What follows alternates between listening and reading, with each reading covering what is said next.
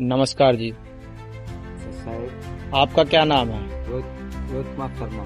मैं संत रामपाल जी महाराज जी से नाम दीक्षा क्यों ली? के नाम दीक्षा परमात्मा से इसलिए ली क्योंकि भतीजों को मेरे जॉब नहीं मिल रही थी, तो मैंने सब जगह दरवाजे खटखटाए कि कैसे जॉब मिलेगी। तो सबने कहा कि ये तो इसकी माँ पे ही डिपेंड है, लेकिन ऐसे नौकरी नहीं मिलेगी। तो मुझे एक ज्ञान गंगा ट्रेन में मिली, तो मैंने उसको पढ़ा और पढ़ के बहुत अच्छा लगा कि मैंने कहा कि मैं ज्ञान गंगा जरूर पढ़ूंगा और संत रामपाल जी महाराज से नाम दीक्षा भी लूंगा, लेकिन परमात्मा मेरे भतीजों को सरकारी जॉब मिल गया। तो उसके 2015 में उसको जॉब मिल गई और फिर मैंने लगभग यहाँ पे फिर मैं दिल्ली आ गया। दिल्ली में 2021 में मैंने संत रामपाल जी महाराज से की। आपने नाम दीक्षा ली तो संत रामपाल जी महाराज जी जो है ऐसा क्या ज्ञान बता रहे हैं? बचपन से ही कबीर परमात्मा की पुस्तकें, उनके जो श्लोक होते थे वो मुझे बहुत ही अच्छे लगते थे किताबों में। एक दिन बचपन में मैंने पापा से पूछा था क्या ब्रह्मा विष्णु महेश के माता पिता हैं? तो उनको हो सकता अनुभव ना हो या नहीं जानते हो, तो उन्होंने कहा बेटा इनसे बड़ा कोई नहीं है। मैंने ठीक होगा नहीं हो तो हम नहीं बहस करते, लेकिन उसमें पुस्तक एक मिली थी, उसमें ब्रह्मा विष्णु महेश के उम्र लिखी थी।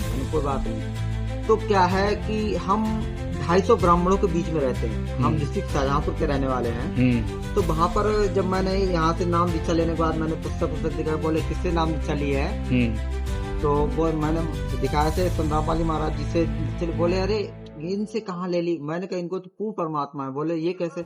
मैंने इन्होंने सारे वेद, जो हमारे वेद हैं, गीता है, सारी खोल के बता दी। बोले ऐसा क्या बता दिया? हमने ब्रह्मा विष्णु महेश का जन्म और मरण बताया है, और श्रीमद् महादेवी पुराण में भी स्पष्ट कर दिया कि इसमें जन्म मरण होता है, और चारों वेदों में भी स्पष्ट है कि कबीर ही पूर्ण परमात्मा है। लेकिन अब ये जितने भी आजकल नए नए गुरु बनते चले आ रहे हैं, इनको इन सबकी भाषाएं भी अलग अलग है। कोई दुर्गा जी को सर्वश्रेष्ठ बता रहा है, कोई विष्णु भगवान को बता रहा है, कोई शंकर जी को, ऐसे सब लोग अपने मनमुखी बता रहे हैं। लेकिन गीता का ज्ञान और वेदों का ज्ञान किसी को भी नहीं है। मैं रियल कह रहा हूँ। अगर ज्ञान होता तो हमको आज मैं 40 साल का होने आ रहा हूँ, ये पहले ही ज्ञान मिल जाता। कोई ब्रह्मा जी को, कोई विष्णु जी को, कोई शिव जी को बता रहा है, लेकिन जो संत रामपाल जी महाराज जी जो वेदों के आधार से बता रहे हैं, ये चीज़ें मुझे भी बड़ी अच्छी लगी। आपके गुरु जी मैंने सुना है वो सही ज्ञान दे रहे हैं, वेदों के आधार पर दे रहे हैं। ये लोग चाहते नहीं है ना इनका ज्ञान प्रचार हो, संत रामपाल जी महाराज जी का। मैं एक बात कहना चाहूँगा कि आओ भगत, इससे लोग का पैसा आता ना तो भूल जाता अपना मैं कौन।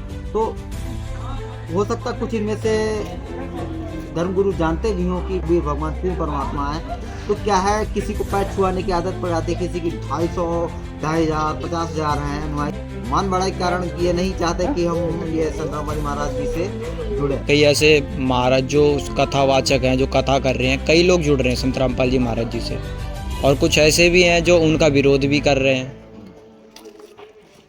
विरोध इसलिए कर रहे हैं क्योंकि उनकी दुकानें बंद हो रही हैं। मतलब हम मुंडन कराते थे वो उनसे हम नहीं कराएंगे। हाँ। शादी बारातों में हम उनको नहीं बुलाएंगे। हाँ। उनको तेरहवीं नहीं खिलाएंगे। संत रामपाल महाराज से जुड़ जाएंगे तो अधर्म तो सब छूट ही जाएगा हमारा।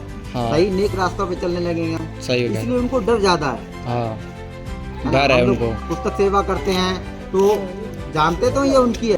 सतगुरु संत रामपाल महाराज जी ने कहा हमें किसी से दोष नहीं करना। अच्छा। ये सब हाथी से लेके चींटी तक मनुष्य, ये सब परमात्मा के बच्चे हैं जी। हम लोग को मनुष्य जन्म मिला है कि अच्छा और बुरा समझ सकते। हम गुरु को पूर्ण परमात्मा इसलिए कहते हैं क्योंकि उन्हें सारे वेद बोल के बताए। अभी तक इतने ऋषि मुनि आए, क्या किसी ने बताया कि ब्रह्मा विष्णु का जन्म मरण होता है? दुर्गा जी की माता है, किसी ने नहीं बताया।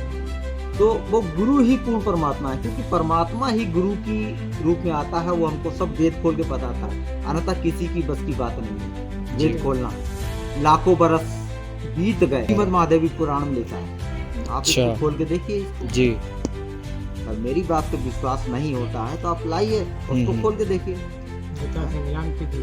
जी सही कह रहे हैं आपके गुरु जी है ना, जो सभी वेद शास्त्रों से खोलकर ज्ञान देते हैं। हमने सत्संग भी सुने, संत रामपाल जी महाराज शास्त्रों को ही खोल के दिखाते हैं, चाहे वो गीता जी है, ब्रह्मा पुराण है, विष्णु पुराण है, शिव पुराण है, या श्रीमद् भगवद गीता है, इनको खोल के ही उनमें से प्रमाण करके देते हैं। टक लगा लिया और लगते बहुत बड़े ज्ञानी हो गए। ये ज्ञानी थोड़ी होते हैं। मैंने पुस्तक सेवा करा तो लोग बोले मैं तो PhD कर रखा हूँ। मैंने कहा साहब मैं इंटर पास हूँ, ज़्यादा पढ़ा लिखा नहीं हूँ, आपसे बहुत कम पढ़ा लिखा हूँ, लेकिन मुझे पता है इसमें क्या लिखा है। बोले तेरे को कैसे पता? मैंने कहा इसमें आप पढ़िए ना। मैंने बताओ क्या ब्रह्म विष्णु का जन्म मरण है? बोला नहीं वो अविनाशी। मैंने कैसे अविनाशी? हमारे गुरु जी कहते हैं उनका जन्म मरण होता, आप कह रहे अविनाशी। ये सब स्वर्ग तक सीमित है, ये लोग स्वर्ग को जानते हैं, लेकिन हम लोग सतलोक के वासी हैं। हमको नहीं पता था, लेकिन हमारे गुरु जी ने बताया कि आप लोग सतलोक के वासी हो, वहाँ पे सब भाई बहन की तरह रहते हैं, सबके आपके अपने मकान है। लेकिन यहाँ मनुष्य योनि में आदमी का तब दिखाओ तो ऐसे नहीं दिखा सकते।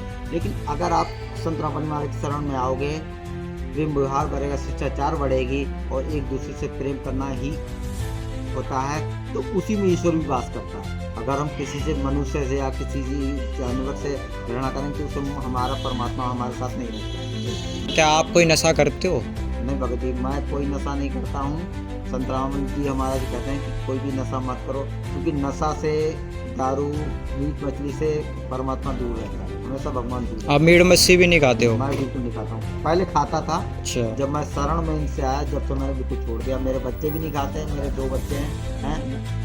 क्यों मना करते हैं इस चीज़ के लिए? क्योंकि हम किसी की हत्या नहीं कर सकते। पहले तो करते थे, देख लेते हाँ ठीक है, लेकिन जब से परमात्मा ने कहा अगर हम आपकी उंगली काटे तो दर्द कितना हुआ, तो हम उस पर चाकू चलाते उसके भी तो दर्द होता है ना। सही बात। तो उसकी भावनाओं को हमको समझना चाहिए। अगर मेरे चोट मार लगती है तो उसको भी चोट लगती है, तो हम उसको कैसे काट के खा सकते हैं? हो सकता है हम अपने बच्चे को ही काट रहे हों, मतलब उसका जन्म होता है तो ये नहीं कि मनुष्य जन्म होगा उसके कर्म अच्छे हैं तो मनुष्य जन्म, नहीं तो कहीं भेड़ बकरी बहुत से हैं, हम उसी को काटवा रहे हैं, तो उसी का मांस हम लोग खा रहे हैं। तो हमको मीट मछली नहीं खाना चाहिए। मैं सभी से निवेदन करूंगा कि मीट मछली दारू छोड़ दो, परमात्मा हम सब पर कृपा करेगा। ये परमात्मा का उद्देश्य है कि जैसे कि कहते हैं 1 करोड़ का मैं धारक को वचन देता हूँ 100 रुपये अदा करने का, क्योंकि परमात्मा कहते हैं मेरी शरण में आओ, मैं आपको वचन देता हूँ कि आपके बच्चों को भी हानि नहीं होगी।